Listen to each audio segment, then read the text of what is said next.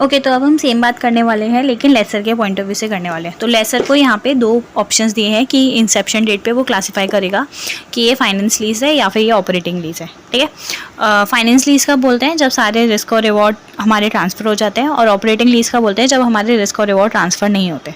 ठीक है, अब अगर हम कब बोलेंगे कि कोई एक लीज़ है वो फाइनेंस लीज है, ठीक है, अदरवाइज वो ऑपरेटिंग लीज में जाएगी। तो यहाँ पे 5 कंडीशन दिए हुए हैं, इनमें से अगर कोई भी कंडीशन फुलफिल हो जाती है तो हम उसको बोल देंगे फाइनेंस लीज है। पहली कंडीशन है कि भाई ओनरशिप ट्रांसफर हो जाएगी at the end of the lease खत्म होगा उसके बाद वो असेट सामने वाले की, फर्स्ट कंडीशन। सेकेंड, लेसी के पास ऑप्शन है कि वो क्या कर सकता है, जब अपना एक्सरसाइज डेट होगा उस दिन पे वो क्या कर सकता है, जो मार्केट में प्राइस होगी उससे कम प्राइस पे वो हमसे असेट को परचेज कर सकता है, विच मीन्स फेयर वैल्यू से कम पे असेट परचेज कर सकता है हमसे। तो देयर माइट बी चांसेस कि भाई वो एक्सरसाइज कर ही लेगा तो वो खरीद लेगा असेट। तो सेकेंड ऑप्शन ये है। थर्ड ऑप्शन क्या है कि जो लीज का टर्म है वो हमारा मेजर पीरियड कवर कर रहा है। मेजर पीरियड किसको बोलते हैं, तो मोर देन 50% पीरियड। तीसरा क्या बोल रहे हैं कि जो हमारे पेमेंट्स आ रहे हैं वो हमारे लीज से जितने भी पेमेंट्स हैं वो क्या है, वो सब्सटेंशियली कवर कर रहे हैं fair value of the asset. अब कब बोलेंगे सब्सटेंशियली कवर करते हैं, जब वो 90% जितना हमें पेमेंट मिल रहा होता है तो। और तीसरा है असेट को जिस तरीके की नेचर की है वो सिर्फ हमारा लेसी ही यूज़ कर सकता है। तो इस तरीके की कुछ कंडीशंस है। तो इन पांचों में से अगर कोई भी कंडीशन फुलफिल हो रही होगी तो हम क्या बोल देते हैं, फाइनेंस लीज है। मीन्स इनडायरेक्टली अब वो जो असेट है वो सामने वाले की है। ठीक है, अगर ऑपरेटिंग लीज होती है तो वो तो बहुत सिंपल है, उसके केस में आपको over the time lease income book करने जाना है और आपको डेप्रिसिएशन चार्ज करने जाना है। हम लेसर है, हाँ, असेट हमारी है, हमने खरीदी है, हमने लीज पे दी है, हमने रेंट पे दी है, तो हमारे लिए नॉर्मल असेट की तरह ट्रीट होगी। हम डेप्रिसिएशन चार्ज करेंगे और सामने उस पर रेंट की इनकम बुक करने जाएंगे, बात खत्म। और अगर इन केस यहाँ पे आपको अलग अलग रेंट का इनकम होने वाला है, जैसे कभी 100, कभी 50, कभी 70, कभी 80, इस तरीके से, तो बोला है कि टोटल कर लो और उसको SLM बेसिस पे चार्ज कर लो। ठीक है, आप ऐसे अलग अलग नहीं चार्ज करने जाओगे, मतलब बैंक में तो उतना ही जाएगा, बाकी आप एज अ अक्रूड इनकम दिखा सकते हो। ठीक है, और उसको एडजस्ट कर सकते हो। ये हो गया हमारा ऑपरेटिंग लीज की बात। अब नेक्स्ट यहाँ पे पॉइंट आता है, दैट इज़ फाइनेंस लीज, जो इंपॉर्टेंट पॉइंट है। ठीक है, फाइनेंस लीज में क्या कहा है कि जो लेसर है वो क्या करता है, रिकॉर्ड करने जाएगा और कमेंसमेंट डेट पे, और किस हिसाब से रिकॉर्ड करने जाएंगे। तो सबसे पहले क्या बोला है कि आपने क्योंकि अपने असेट को दे दिया, ऐसा ट्रीट करोगे तो आपको क्या करना है, उसको डी रिकॉग्नाइज करना है। अब डी रिकॉग्नाइज करोगे तो किस वैल्यू पे करोगे, तो कैरिंग अमाउंट पे करोगे। ठीक है, अब आपने अपने असेट को डी रिकॉग्नाइज कर दिया तो उसके बाद आप कोई भी डेप्रिसिएशन चार्ज नहीं कर सकते। ठीक है, अब आपकी असेट चली गई तो आपको सामने में क्या बुक कर देना है, तो आपको बुक कर देना है लीज रिसीवेबल्स। डन। तो असेट चली जाएगी तो टू असेट, और लीज का पैसा मिलेगा तो उसके लिए आप सामने दिखा दोगे लीज रिसीवेबल। अब जो लीज रिसीवेबल आएगा वो किस वैल्यू के ऊपर आने वाला है, तो वो आपका आने वाला है सेम वो जो आपने टेबल बनाना सीखा था ना, उस टेबल के ऊपर अपने उसकी बेसिस पे अपने क्या करते हैं, सारा उसके ऊपर का इंटरेस्ट इनकम वो वगैरह सब चीज़ कैलकुलेट कर लेते हैं। अब बात करते हैं कि आपको लीज इनकम कैसे बुक करने जाना है, लीज रिसीवेबल कैसे बुक करने जाना है। तो आपको जितने भी लीज पेमेंट्स मिलने वाले हैं प्लस जो भी आपका URGV है उसको आप क्या कर लो, उसको आप PV कर लो एज पर इम्प्लिसिट IRR, और वो आपका क्या हो जाएगा, वो लीज रिसीवेबल हो जाएगा। देखो इन सिंपल आपको अपनी असेट उठानी है, आज आपको उसको रिकॉर्ड करने जाना है। ठीक है, आज आप उसको किस पे रिकॉर्ड करने जाते हो, तो आज आप उसको फेयर वैल्यू पे रिकॉर्ड करने जाते हो, लीज रिसीवेबल को। अब यहाँ पे फेयर वैल्यू का मतलब क्या, तो देखो अगर आप असेट को बेचते तो आज आपको क्या मिलता, उसको अपने क्या बोलते हैं, फेयर वैल्यू। ठीक है, आज का वैल्यू। तो इसी तरीके से अब फ्यूचर में आपको उस असेट से क्या क्या मिलने वाला है, तो एक तो उससे लीज पेमेंट्स मिलने वाले हैं, तो वो लीज पेमेंट्स को क्या कर लो, PV कर लो। सामने वाले ने गारंटी दिया होगा कि भाई ठीक है अगर नहीं बिका तो मैं तुम्हें इतना पैसा दूंगा, तो वो गारंटेड रेसिडुअल वैल्यू का भी PV कर लो, एज वेल एज जो अनगारंटेड रेसिडुअल वैल्यू है उसका भी PV कर लो। ठीक है, और PV जो करोगे वो किस रेट पे करने जाओगे, तो उसको आप करोगे IRR पे PV, ताकि आपका जो निकल के आए वो फेयर वैल्यू निकल के आए। तो लीज रिसीवेबल को किस पे रिकॉर्ड करते हैं, तो अपने रिकॉर्ड करते हैं उसको जितने भी लीज पेमेंट्स हैं और जितना भी URGV है उसको PV करने के बाद एज पर IRR। इसी चीज़ को यहाँ पे बोला जाता है, और क्या बोला जाता है, वो बोला जाता है that is net investment in lease. ठीक है, और अगर ये नेट इन्वेस्टमेंट्स है तो फिर हमारा ग्रॉस इन्वेस्टमेंट्स किसको आएगा, तो उसमें अगर आप फाइनेंस इनकम जो आपकी आ रही है उसको एडजस्ट कर दोगे तो वो आपका आ जाएगा ग्रॉस इन्वेस्टमेंट। मतलब आपने उसको PV नहीं करा है, बिना PV करे अगर आप बात करोगे तो वो आपका हो जाएगा ग्रॉस इन्वेस्टमेंट्स। ठीक है, तो ये हो गया। अब आपने लीज रिसीवेबल बुक कर दिए, अब लीज रिसीवेबल को ओवर द टाइम आपको क्या करना रहेगा, अनवाइंड करना रहेगा, और उसके बेसिस पे अपनी फाइनेंस इनकम बुक करनी रहेगी, और आपको सामने से जितना पैसा मिलता रहेगा उतने का आपको क्या करना पड़ेगा, अपनी रिसिप्ट बुक करनी पड़ेगी। डन। तो ग्रॉस इन्वेस्टमेंट क्या आते हैं, तो टोटल पेमेंट्स और जितना भी आपका अनगारंटेड रेसिडुअल वैल्यू था वो, फिर आपका NIL क्या होता है, तो दैट इज़ आपका नेट इन्वेस्टमेंट्स इन लीज, वो कैसे आता है, तो फेयर वैल्यू करके, फेयर वैल्यू कैसे आती है, तो PV कर दो सारी लीज पेमेंट का, जिसमें आपका GRV भी आ जाएगा, गारंटेड रेसिडुअल वैल्यू भी आ जाएगा, और URG भी आ जाएगा, ठीक है। अर्न एंड फाइनेंस इनकम कितनी होगी, तो आप NIIL में से GIIL में से NIIL माइनस कर दो तो फाइनेंस इनकम आ जाएगी। और URG भी किसको बोलते हैं, तो एंड के टाइम पे जो वैल्यू रहेगा उसमें से जितना भी गारंटेड रेसिडुअल वैल्यू है, जो भी आपके लेसी ने क्या करा है उसको बोल के रखा है, उसका डिफरेंस निकाल लो, उसको बोल देते हैं अपने URG भी। अब इधर ही एक कॉन्सेप्ट आता है, और वो कॉन्सेप्ट आता है डीलर लेसर का, ठीक है। डीलर लेसर का क्या मतलब है, मतलब उसका बिजनेस ही है असेट को लीज पे देना। डन। तो अब ये किस पे रिकॉर्ड करने वाले हैं अपने असेट को, तो बात वो करेंगे। तो देखो लीज रिसीवेबल्स तो ये भी करेंगे, इनके पास से भी असेट जाएगी तो असेट तो ये भी बुक करेंगे। देखो फर्स्ट वाले केस में जब वो डीलर नहीं था तो हम क्या करते थे, लीज रिसीवेबल बुक करते थे, असेट बुक करते थे और डायरेक्ट PNL दिखा देते थे कि भाई जो भी डिफरेंस है वो किस में चला जाता था, PNL में चला जाता था।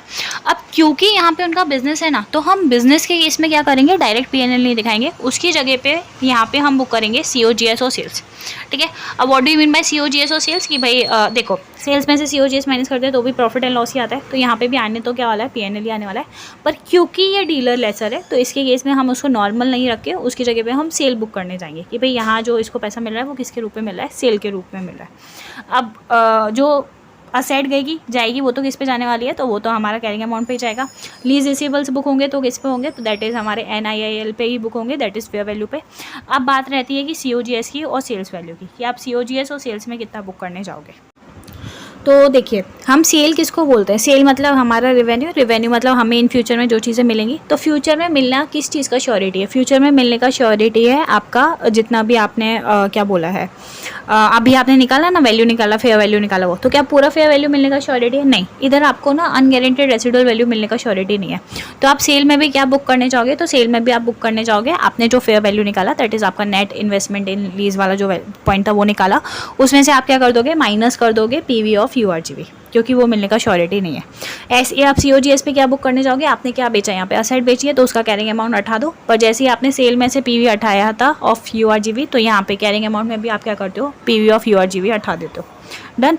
सेम ही प्रोसेस रहेगा, सबसे पहले आप वैल्यू निकालोगे NIIL की, उसके बाद कैरिंग अमाउंट का वैल्यू देखोगे, सेल का वैल्यू देखोगे, COGS का वैल्यू देखोगे, कोई डिफरेंस आएगा तो फाइनेंस इनकम बुक कोई डिफरेंस आएगा तो उसको आप गेन और लॉस में बुक कर दोगे।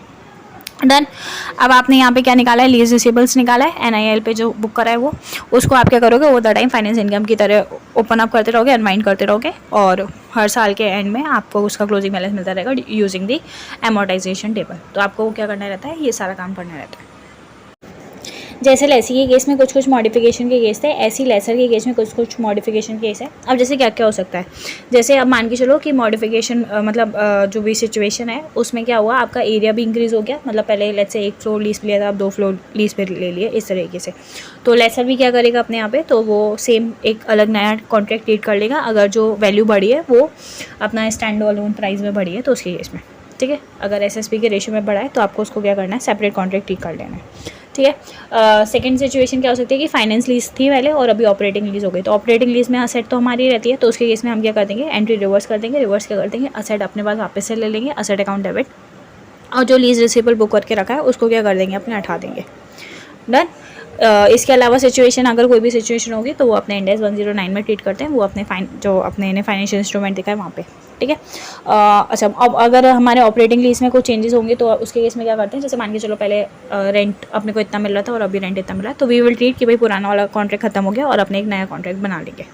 तो उसके केस में हमारा ट्रीटमेंट ये रहता है। In the case of laser के केस में अगर कुछ मॉडिफिकेशन होता है तो यहाँ पे जो इंपॉर्टेंट क्वेश्चंस हैं वो है हमारे लेसी के मॉडिफिकेशन के लिए, क्योंकि वहाँ पे चीज़ें काफ़ी याद करने जैसी रखने जैसी हैं, यहाँ पे तो ठीक है, ठीक है। इसके बाद कुछ स्पेशल केसेस डिस्कस किए गए। स्पेशल केसेस कैसे हैं कि भाई क्या हो रहा है, आपको लीज का और नॉन लीज एग्रीमेंट, जो एग्रीमेंट है उसमें लीज कंपोनेंट भी है, नॉन लीज कंपोनेंट भी है, तो उसको आपको क्या करना है, तो उसके केस में आपको उसको अलग अलग करने जाना है, ठीक है। सेपरेट कंसिडरेशन बुक करने जाना है on the basis of their stand alone selling price, ठीक है। जो लीज कंपोनेंट होगा उस पर आपका इंडेक्स 115 लग जाएगा, और जो भी आपका other than non lease component होगा उसके ऊपर आपका इंडेक्स 115 लग जाएगा। 116 लीज वाले पे क्योंकि वो लीज का है, 115 रेवेन्यू के लिए क्योंकि वो आपका जो बिजनेस होगा नॉन लीज कंपोनेंट होगा वो उधर ट्रीट हो जाएगा, ठीक है।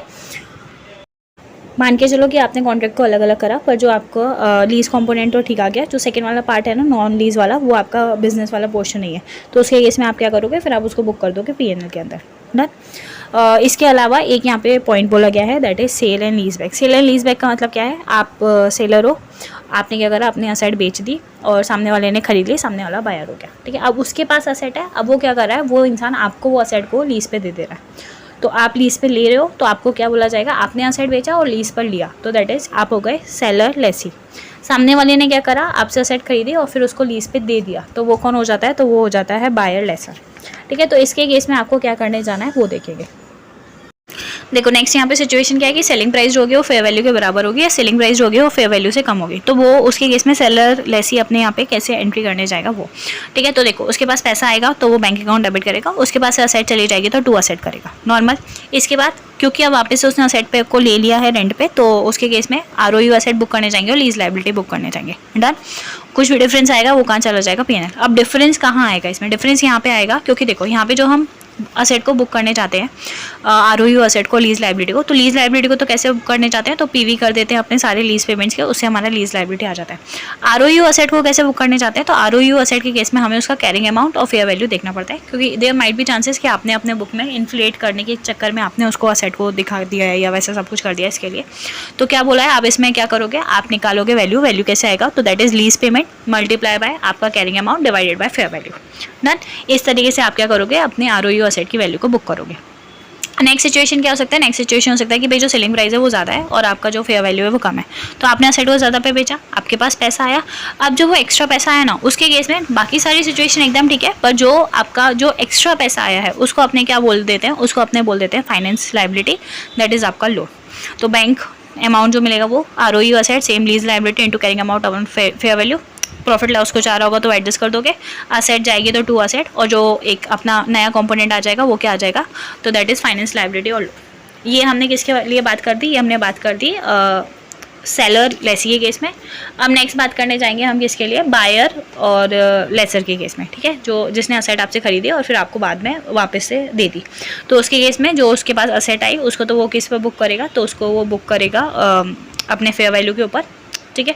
एंड जो डिफरेंस आ रहा होगा वो डिफरेंस को अपने क्या करने जाएंगे, तो वो अपने लोन बुक करने जाएंगे, उसका ट्रीटमेंट होता है एज पर इंडेक्स 09, और अपने पास से क्या चला जाएगा, पैसा चला जाएगा।